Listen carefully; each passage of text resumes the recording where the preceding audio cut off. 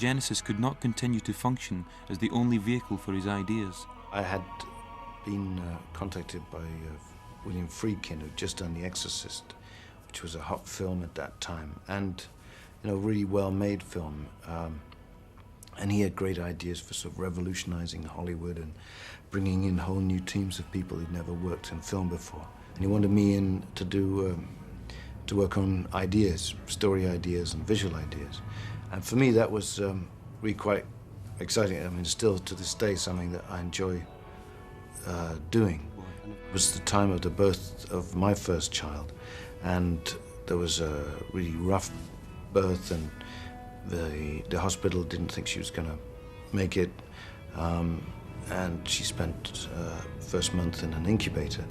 Now, to me, there was no question of priorities, living being and a record, and we were in the middle of making Lamb Lies Down. So I was spending a lot of time at the hospital, and I think Phil had a kid, but the others really weren't appreciative of all that family side of things, which they now are, and their lack of openness and of understanding, I think, of that situation for me was a deciding factor as well. They then sort of persuaded me to stay on and finish doing a tour, which would take us till middle of '75, and I guess it was somewhere around summer, autumn '74 when I decided to quit. And that was very hard. It was definitely the right thing for me to have done. And,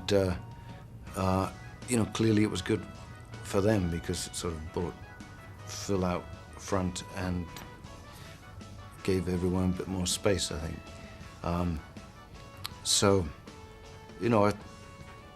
always look upon that time as a healthy part of growing up. Assembling the Genesis Archive box set stirred memories of the closeness that growing up together has given the band. That nostalgia naturally raises the question, would the classic Lamb Lies Down on Broadway lineup get together again, even for one special concert? I think this is as far as I'm going to go probably on this, but I mean, it was quite fun, but it took me about 12 years to get out of being ex-Genesis, and so I don't particularly want to slide back in. But at the same time, I'm sort of much more emotionally detached than I was, so I think I can enjoy it in the same way. It's like an old reunion with childhood friends, that sort of thing. So it has a different feeling now than all the sort of gloomy personal politics that were going on at the time.